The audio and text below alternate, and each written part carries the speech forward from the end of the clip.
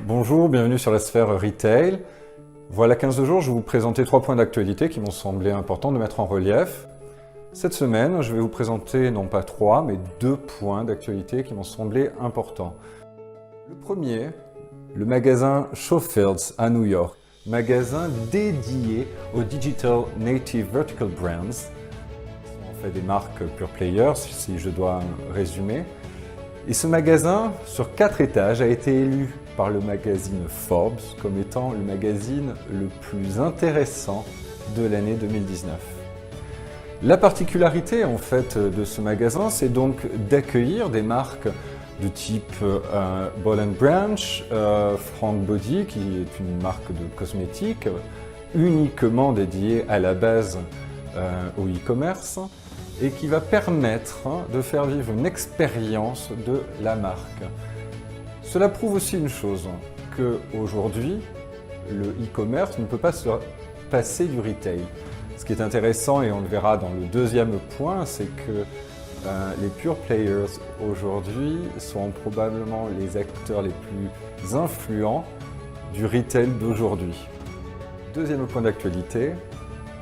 Le 15 janvier dernier se terminait le National Retail Federation à New York, un salon sur le concept assez similaire du Paris Retail Week, où nous avons pu constater certaines tendances. Selon le magazine usinedigital.fr, parmi les tendances qui sont notées pour cette année, c'est la démocratisation de l'analytique. Je m'explique.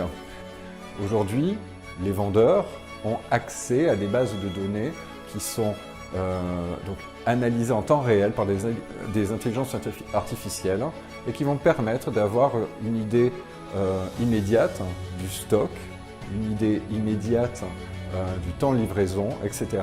en temps réel. Permettre de réduire finalement le temps d'attente et donc d'améliorer l'expérience client. Ça fait partie donc d'une des tendances qui a été remarquée par le magazine usinedigital.fr. Il est à noter aussi, parmi les marques qui ont fait le buzz dans ce salon, Casper. Casper, une marque de matelas issue du e-commerce, un pure player. C'est une marque qui a décidé d'ouvrir non pas un point de vente, mais un point d'expérience à New York. Cette expérience est la suivante. Vous avez une boutique dans laquelle vous pouvez essayer les matelas, mais dans un environnement très cocooning, confortable. Vous allez payer 25 € une sieste de 45 minutes dans un espace calme, dédié au repos.